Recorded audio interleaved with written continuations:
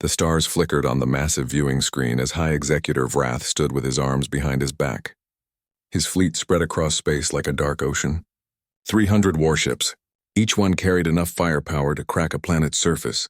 The Kaldin Empire had never lost a war. They did not plan to start now. Status report, Vrath commanded.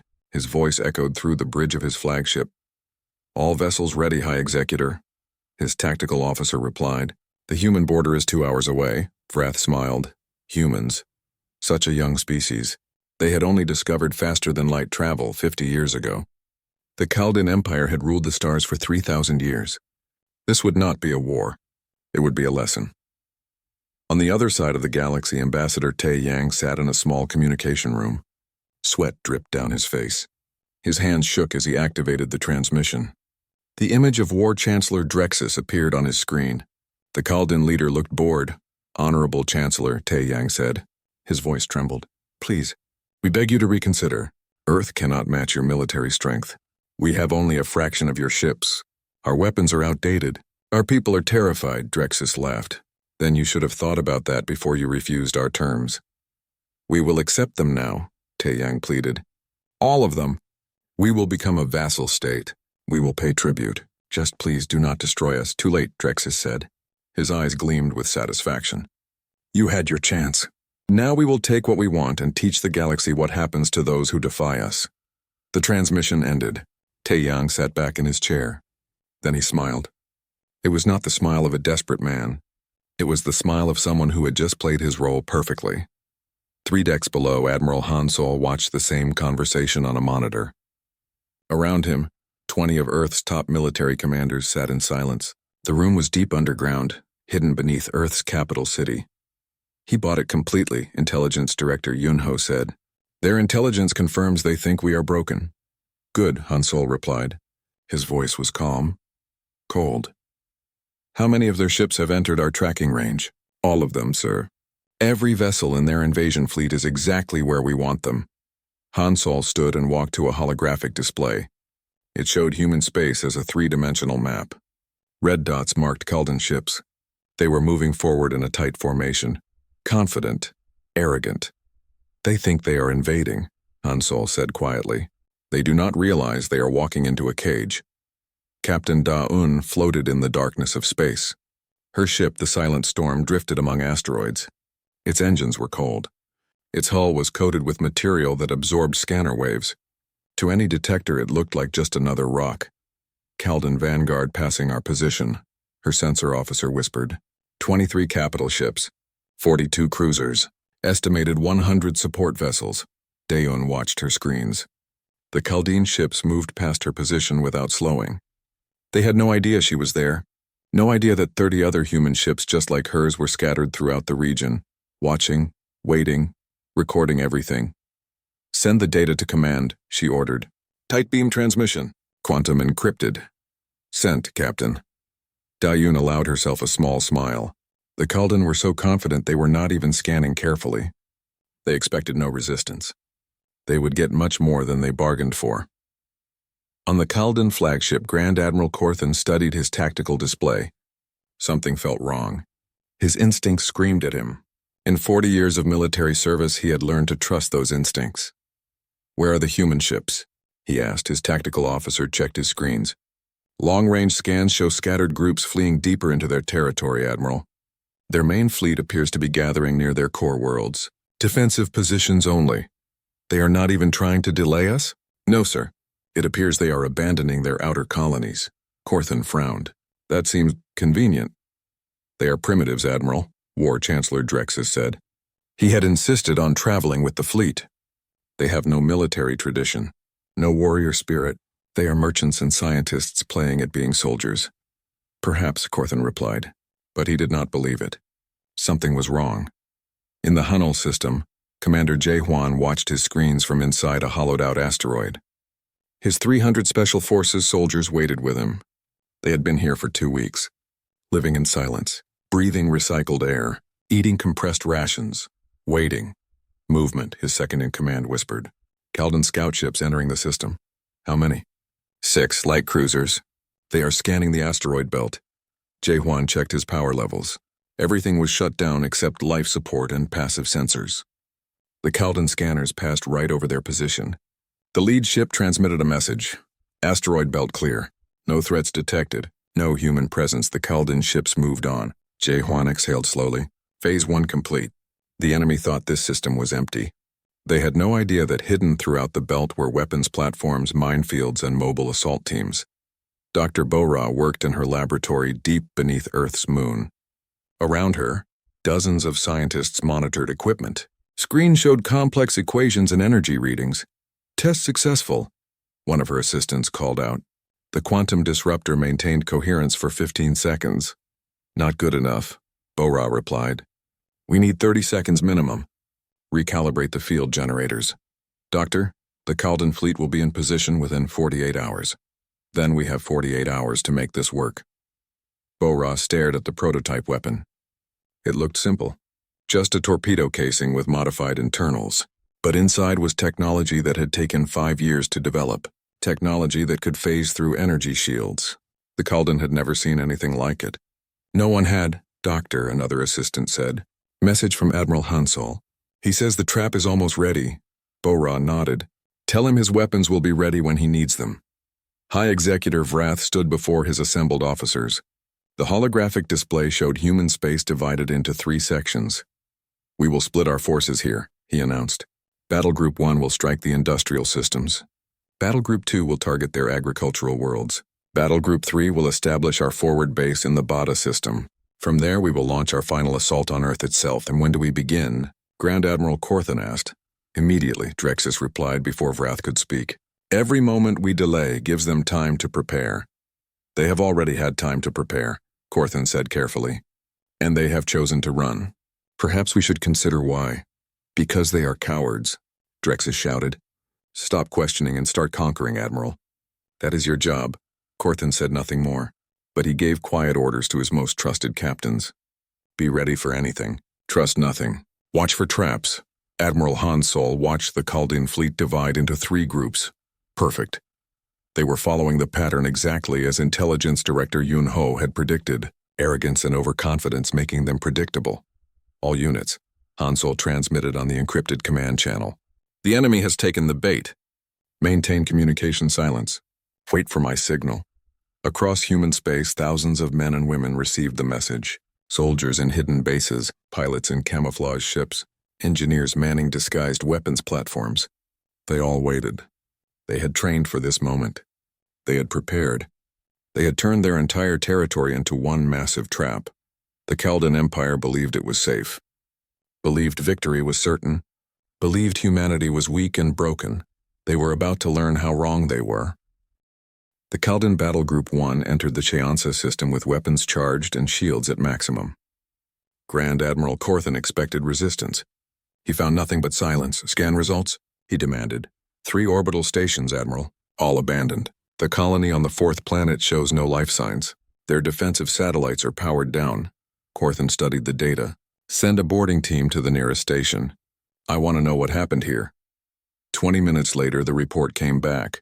Station empty, sir. But it was evacuated recently. Within the last week. Food still in storage. Personal items left behind. They left in a hurry. Or they wanted us to think they did, Korthan muttered. But his officers did not hear him. War Chancellor Drexus stood beside him, practically glowing with satisfaction. You see, Admiral, they ran like frightened children. Press forward. We have more systems to claim. Captain Dayun watched Battle Group 1 move deeper into the system.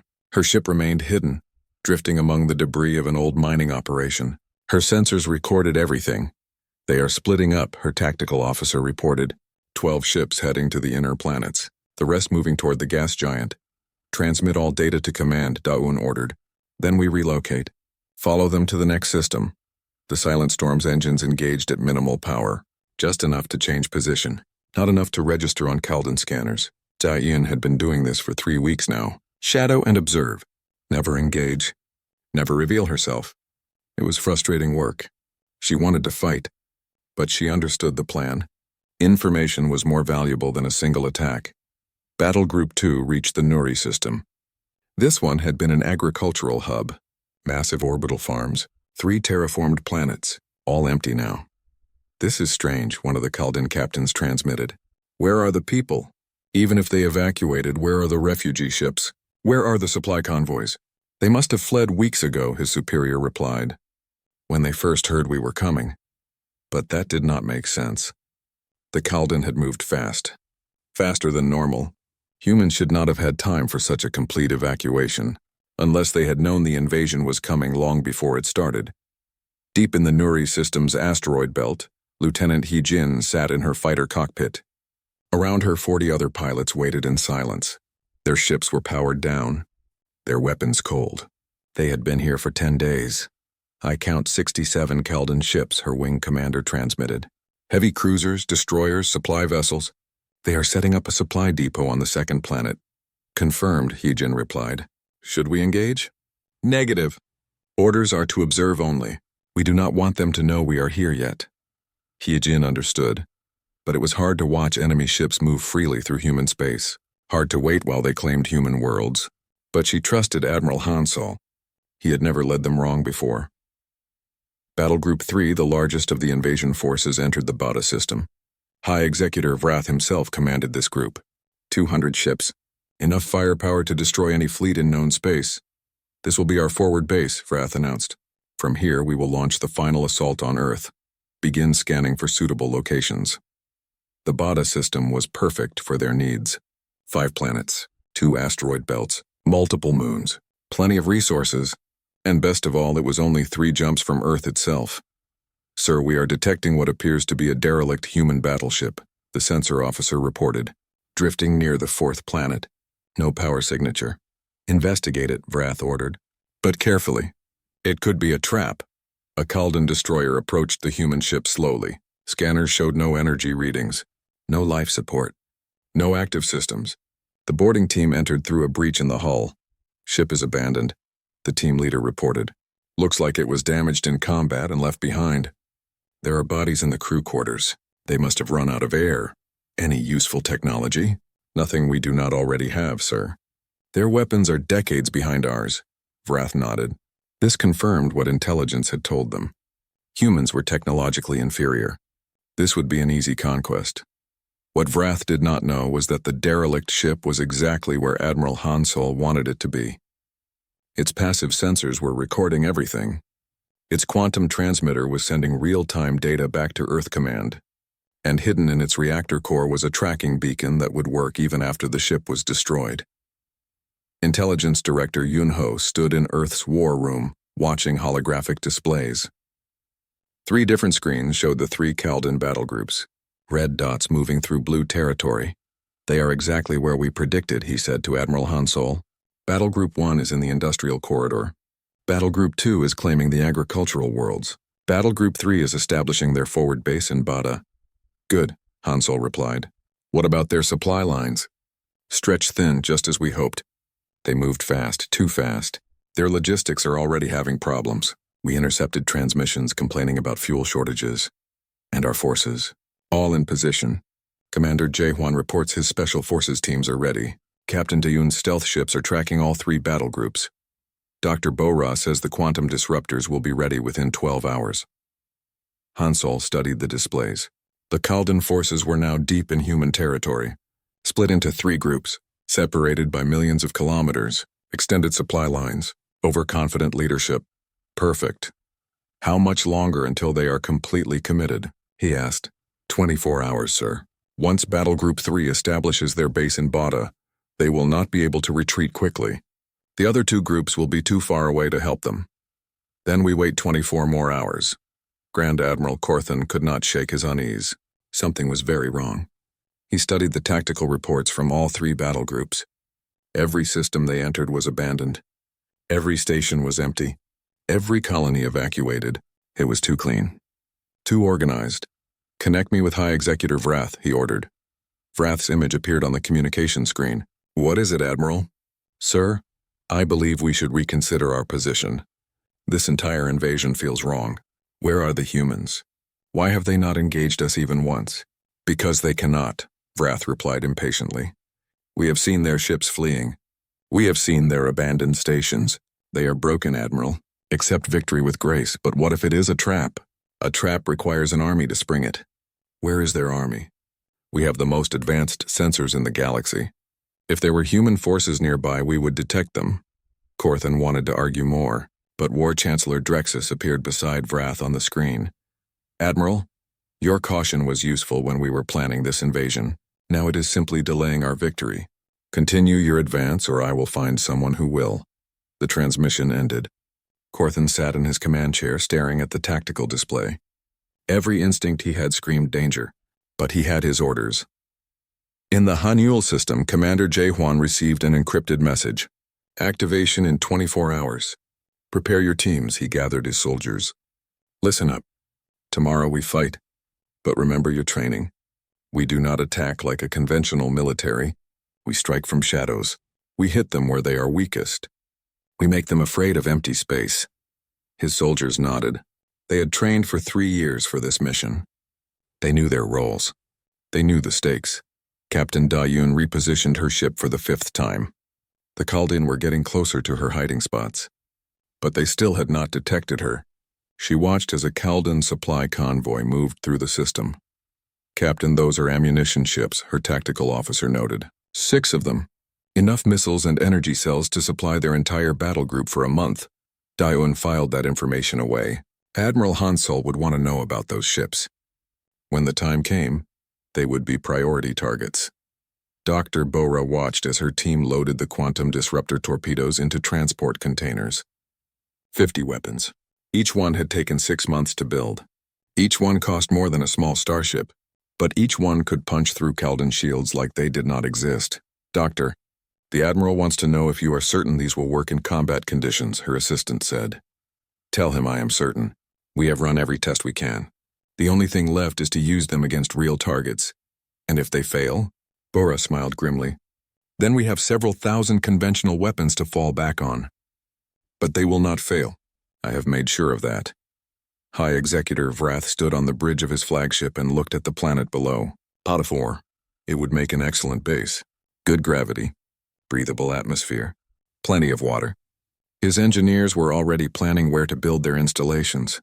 Sir, all 3 battle groups report they are in position and ready for the final phase, his communications officer said. Excellent. Tomorrow we will begin our assault on Earth itself. Today belongs to the Kaldin Empire, his officers cheered. They had won. In 3 weeks they had conquered dozens of human systems without firing a shot. Earth would fall just as easily. Light years away, Admiral Hansol heard those same words through intercepted communications. He looked at Intelligence Director Yunho.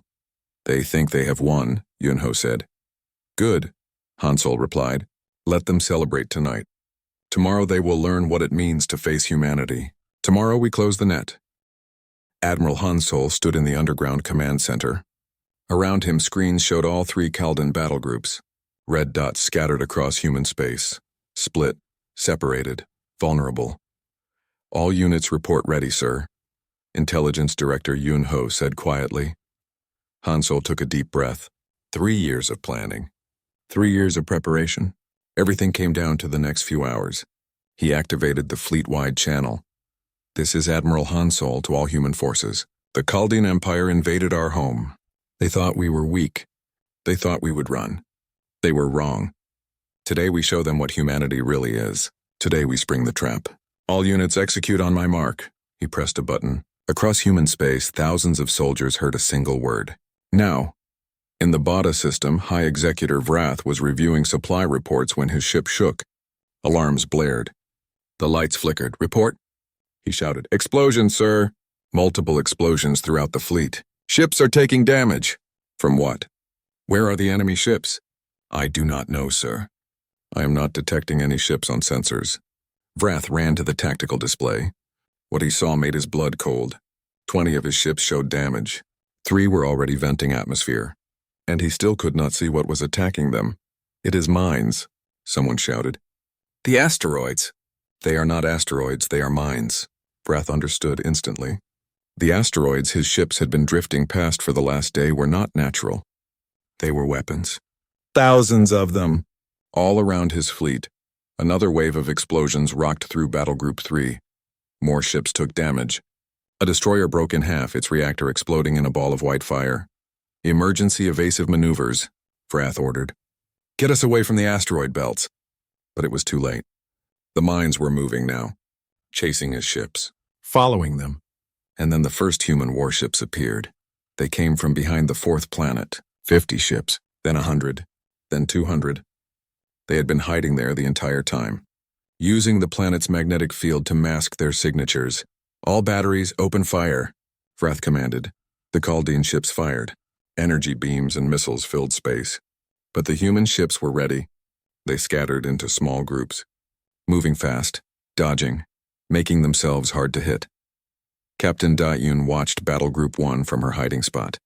She had been tracking them for weeks. She knew every ship, every captain, every weakness in their formation. All stealth ships, this is Da-Yun. Target their command vessels. Fire on my mark. She locked her weapons on the Chaldean flagship. Around her, 30 other stealth ships did the same. They had been invisible all this time. Now they would show themselves in the worst possible way. Fire. 30 ships dropped their stealth fields and launched torpedoes simultaneously. The Chaldean fleet had no warning. The first missiles hit before their shields could adjust. Grand Admiral Corthan's flagship took 3 direct hits. His bridge exploded in fire and debris. All ships, emergency defense. Corthan shouted as he pulled himself up from the floor. Blood ran down his face. Where did they come from? Unknown, sir. They appeared from nowhere. More human ships revealed themselves. They had been hiding in the debris field, disguised as wrecked hulks, powered down to nothing. And now they were attacking from inside the Chaldean formation. Lieutenant He-Jin led her fighter squadron out of the asteroid belt. 40 small ships against thousands of Chaldean vessels. But size did not matter. Not when you knew how to fight. Break into pairs, she commanded. Attack pattern Delta. Target their engines and weapons. Do not stay in one place more than 3 seconds. Her fighter screamed through space. A Chaldean cruiser fired at her. She rolled, the energy beam missing by meters. Her wingman fired a missile. It hit the cruiser's engine port. The big ship began to spin out of control. Nice shot, He-Jin called. Next target, the destroyer at heading 270. Her squadron moved like a school of fish. Impossible to track. Impossible to hit. They darted between the big Chaldean ships, striking and vanishing before return fire could find them. Commander Jae-Hwan stood on the hull of a Chaldean supply ship. His magnetic boots held him to the metal surface. Around him, 50 of his soldiers waited. Breach charges ready, he said into his comm. On 3, 1, 2, 3, the charges exploded. A hole opened in the ship's hull. Jae-Hwan and his team poured inside. The Chaldean crew never expected borders. They were not ready. Secure the bridge, Jae-Hwan ordered. Engineering team, head to the reactor. Sabotage team, target their weapons control. The fighting was brutal and fast, in zero gravity, in narrow corridors. But human soldiers had trained for this. The Chaldean had not. Within 10 minutes, Jae-Hwan stood on the captured bridge. This is Commander Jae-Hwan to Admiral Han-Sol. We have taken the supply ship designation 7. We have access to their cargo manifests and communication codes. Understood, Commander. Transmit all data and prepare for extraction. Negative, sir. We are moving to the next target. We can take 3 more ships before they adapt to our tactics. Dr. Bora watched from Earth as her quantum disruptor torpedoes launched from hidden weapons platforms. She had spent 5 years developing them. Now she would see if they worked. The first torpedo hit a Chaldean battleship.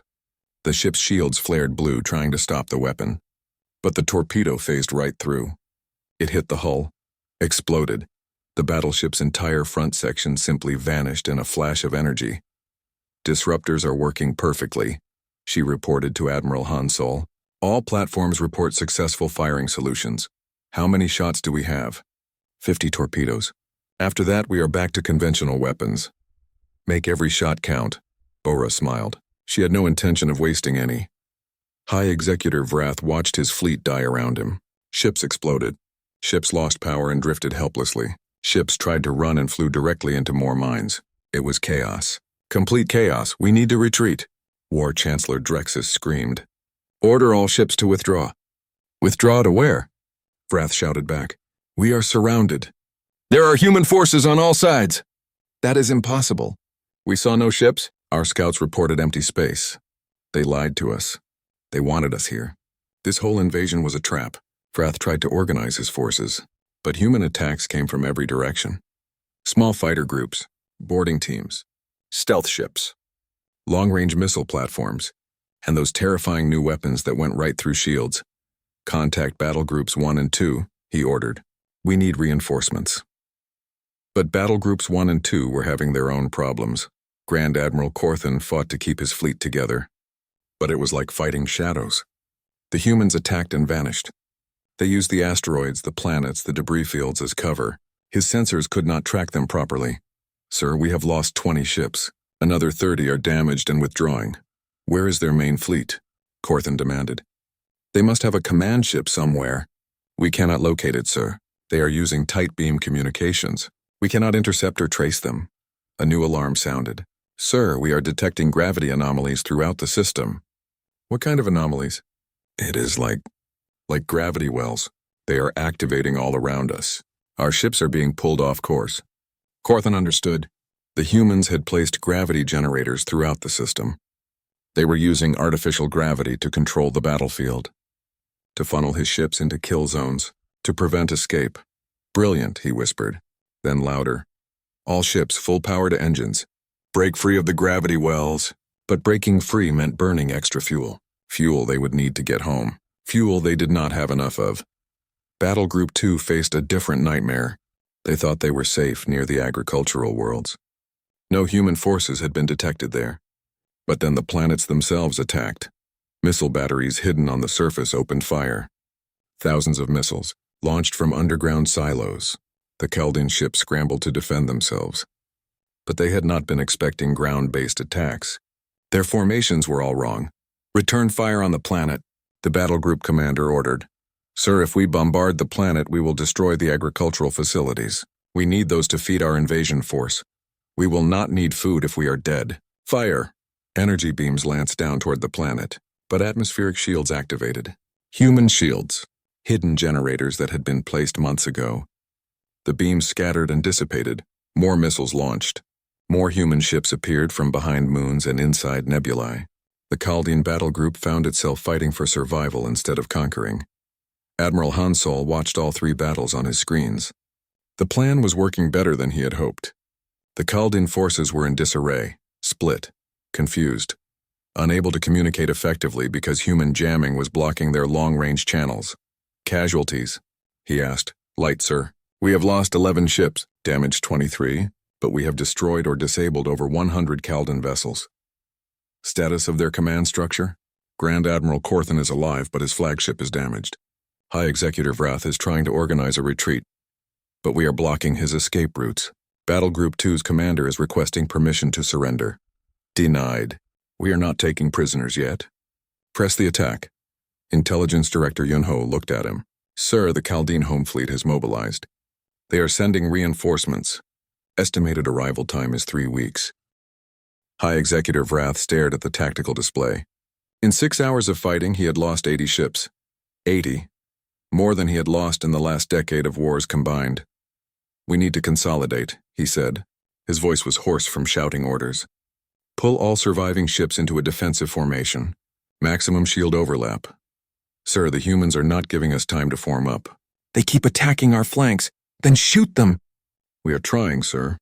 They are too fast, too unpredictable. Wrath watched as another cruiser exploded on his screen. Those strange human torpedoes that went through shields. They were devastating, and his fleet had no defense against them. Contact Battle Groups 1 and 2. Tell them to break off and rendezvous with us here. We are stronger together. His communications officer shook his head. Sir, we cannot reach them. Human jamming is blocking all long-range channels. Then send courier ships. We tried, sir. 3 courier ships. All 3 were intercepted and destroyed by human fighters. Wrath felt cold. They were cut off, surrounded, and the humans were not stopping. Admiral Hansol studied the reports from Captain Daun. Her stealth ships had been tracking Kaldin supply convoys for days. Now she had something interesting. Sir, the Kaldin supply lines run through the Mira system. It is a junction point. If we cut it, all 3 battle groups will run out of fuel and ammunition within 48 hours. How heavily defended is it? 20 ships. But they are rearguard units, not frontline warships. They will not expect an attack this far behind their lines. Take your stealth group and Commander Jae-Hwan's assault teams. Hit them hard. Hit them fast. I want those supply convoys stopped. Dayun smiled. Understood, sir. We will leave within the hour. Grand Admiral Corthan pulled himself through the damaged corridors of his flagship. Smoke filled the air. Emergency lights flickered. Bodies of his crew lay where they had fallen.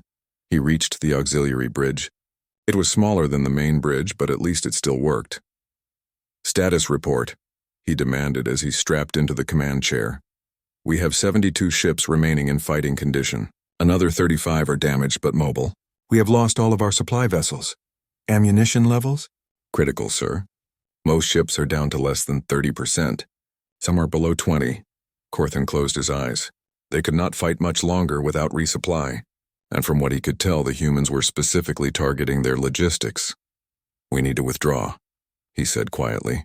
Send the order. All ships are to fall back to the rally point in the Zenith system. Sir, High Executor Vrath ordered us to hold position and... Vrath is not here. I am. And I will not watch my entire fleet die for his pride. Send the order.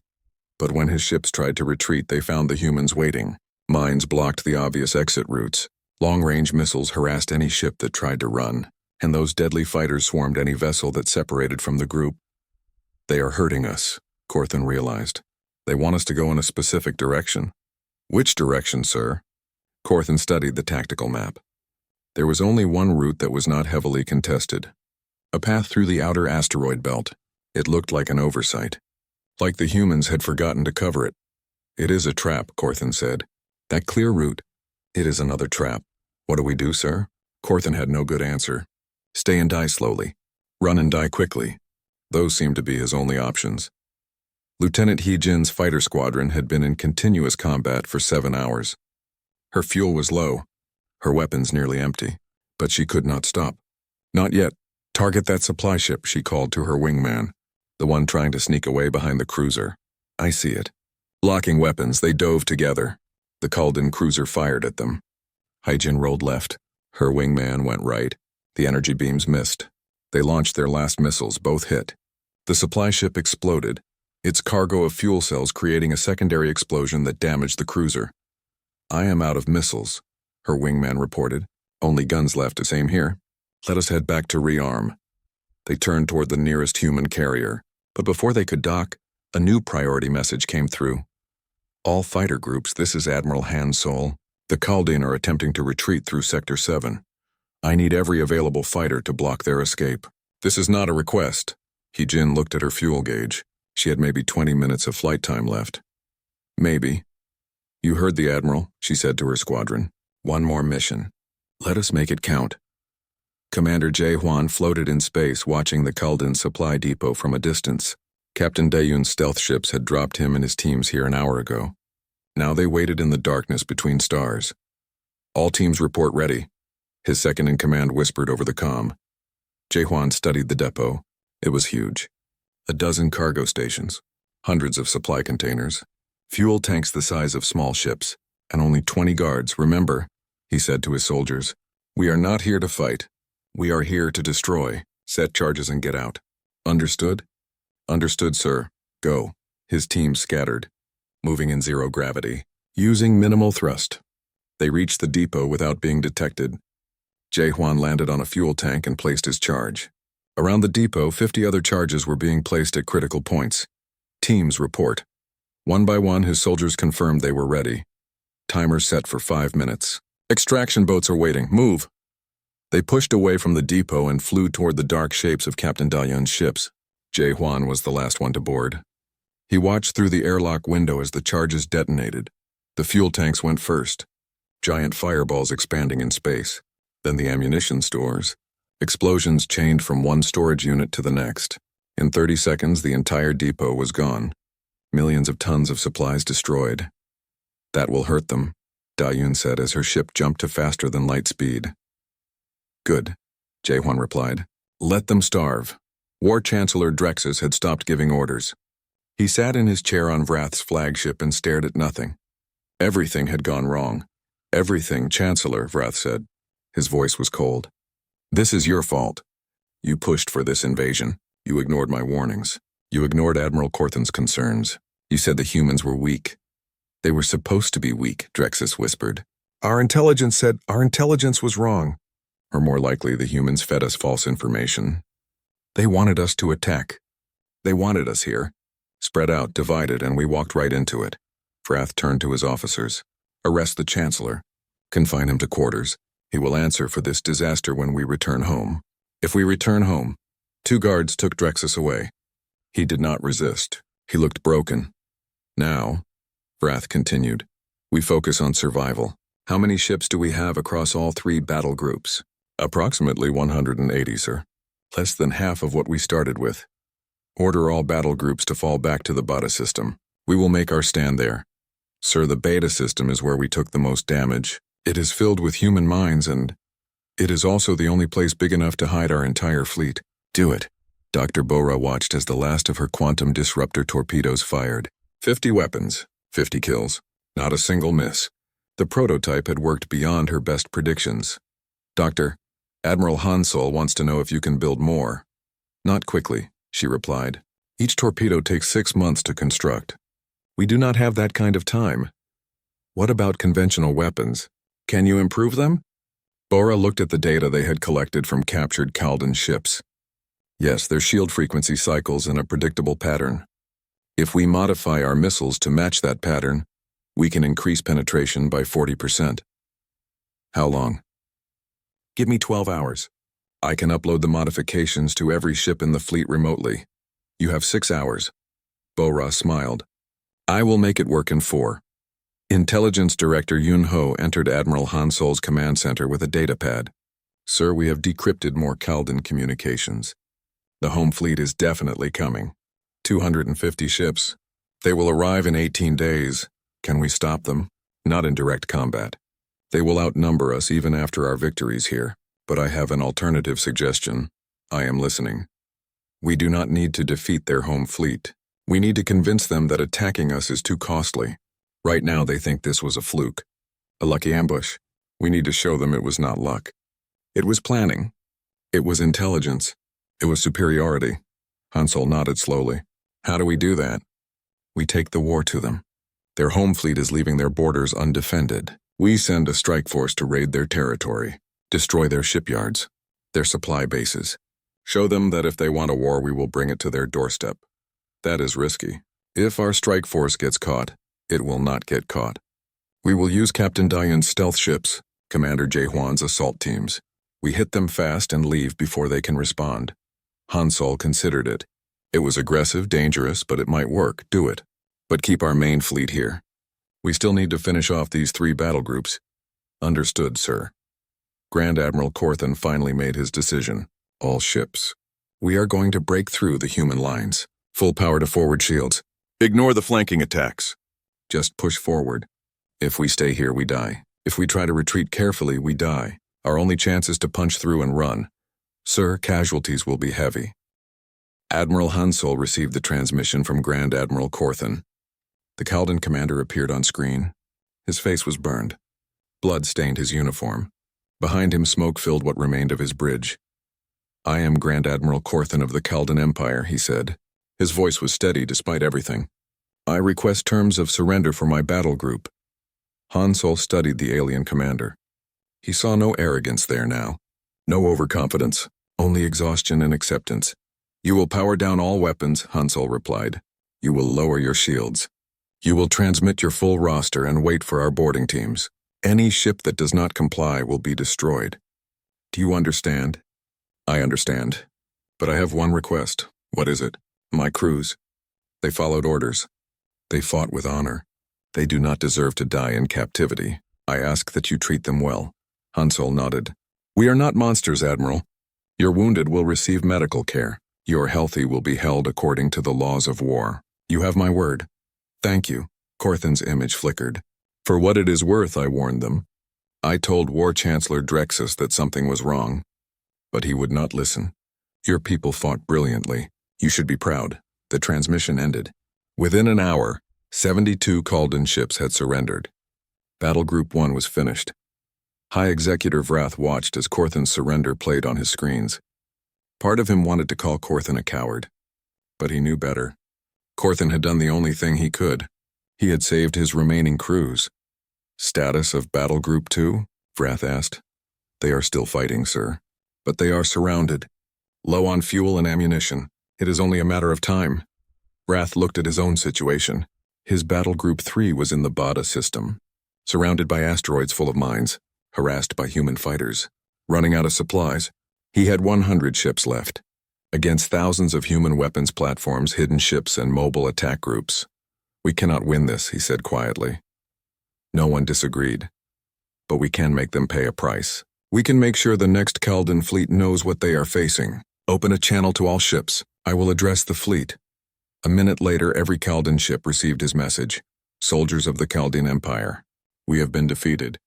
Not by superior technology, not by greater numbers, but by superior tactics and strategy. The humans planned this trap for months, maybe years. They let us walk in willingly. They used our own arrogance against us. This is my failure as much as anyone's. But now we have a choice. We can surrender as Battle Group 1 did, or we can fight to the last ship and send the humans a message. That Kaldan warriors do not give up easily. That if they want to defeat us, they will bleed for it. I will not order you to die, but I will fight. Anyone who wishes to surrender may do so now. No one will call you a coward, he waited. 5 minutes passed, 10. Not a single ship powered down their weapons. So be it, Vrath said. All ships attack formation. We make them remember this day. Admiral Hansel received the report. Sir, Battle Group 3 is not surrendering. They are forming up for an attack. How many ships? 97, Hansel respected that. Vrath was choosing to fight rather than surrender. It was a waste of lives, but he could respect the choice. All ships prepare for final engagement. But offer them one more chance. Broadcast on all channels. Tell them they fought well. Tell them surrender is not shame. Tell them they can go home to their families. The message was sent, but the Kaldan ships kept coming. Very well, Hansel said. They have made their choice. All batteries free fire. Finish this. The battle lasted 3 hours. The Kaldan fought with desperate courage. But courage was not enough. Not against prepared positions. Not against superior tactics. Not against an enemy that had spent years planning for this exact moment. Ships exploded. Escape pods launched. The Bada system lit up with weapons fire and explosions. And slowly, inevitably, the Kaldan fleet died. High Executive Vrath's flagship was one of the last ships standing. His shields were gone. His weapons were offline. Fires burned on every deck. But he stood on his bridge, straight and proud. It has been an honor to serve with you, he told his crew. Tell the Empire what happened here. Tell them the humans are not to be underestimated. A human torpedo hit his ship. The bridge exploded. High Executive Vrath died knowing he had failed, but knowing he had done so with honor. 3 days later, Battle Group 2 surrendered. They had no choice. No fuel, no ammunition. No hope. The invasion was over. Of the 300 ships that had entered human space, only 132 survived. And all of those were prisoners. Captain Da Yun's stealth ships jumped into Kaldan space. Behind her were 50 other ships. Commander Jae Hwan's assault teams. Dr. Bora's experimental weapons. They had a mission. Make the Kaldan Empire understand. They hit 3 shipyards in 12 hours. Quantum disruptor torpedoes destroyed construction facilities that had taken decades to build. Assault teams sabotaged ships under construction. Stealth ships planted mines in shipping lanes. The Kaldan could do nothing. Their home fleet was too far away, rushing toward Earth. By the time they got the distress calls and turned around, the human ships were gone. But the message remained. Recorded on every communication system in the attacked facilities. Admiral Hansol's voice calm and clear. This is Admiral Hansol of Earth's defense fleet. Your invasion force is destroyed. Your battle groups are captured or killed. We have shown you what happens when you attack our home. Now we show you that we can reach you anywhere. We can strike your shipyards, your supply bases, your colonies. This is not a threat. It is a promise. Leave us alone or the next time we will not be so gentle. The recording played on loop, and throughout the Kaldan Empire people listened, and they were afraid. Ambassador Tae Yang stood in his office, the same office where he had performed his desperate surrender message weeks ago. But now he was not acting. Now he was in control.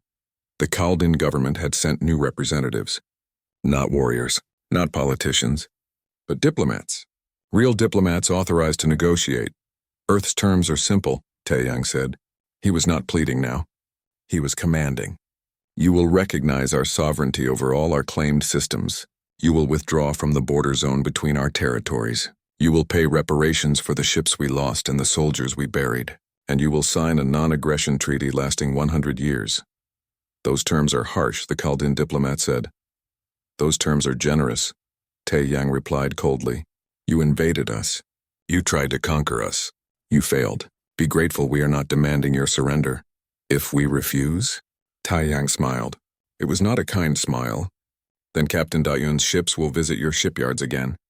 And again. And again. Until you have no ships left to build. Until your economy collapses. Until you beg us to accept your surrender. The Kaldin diplomat was quiet for a long moment. Then he nodded.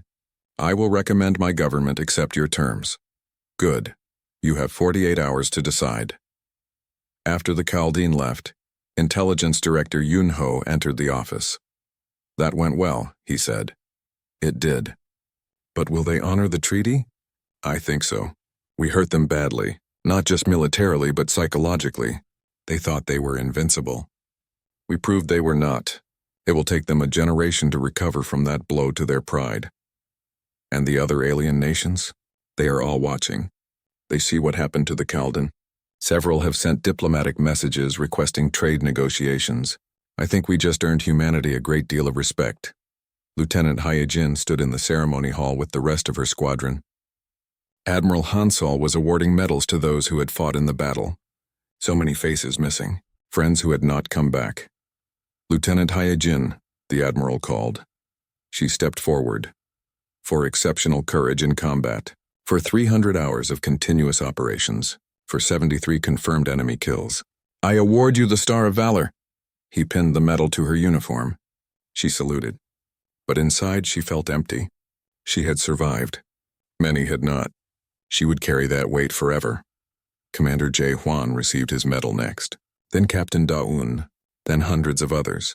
Soldiers, pilots, engineers, doctors. All who had played their part in the victory. Dr. Bora watched from the audience. She had refused a medal. Her work was not done. She was already designing new weapons, better shields, faster ships, because she knew this would not be the last war. It was only the first Admiral Hansol stood before the assembled forces. Behind him, a holographic display showed the fallen. Thousands of names, thousands of lives given to protect humanity. We won, he said. His voice echoed through the hall. But the cost was high, too high. Each name on that display represents a person, a son or daughter, a parent or sibling, a friend or lover. They gave everything so that humanity could survive. We must never forget them. We must never forget what this victory cost. He paused. Let his words sink in. But we also learned something important. We learned that humanity can stand against any threat. We learned that with planning, with courage, with unity, we can defeat enemies who seem invincible. The Kaldin Empire came to conquer us. They brought 300 ships. They brought superior technology. They brought 3,000 years of military tradition, and we still won. Not because we were stronger, but because we were smarter. Because we adapted. Because we fought the war our way, not their way.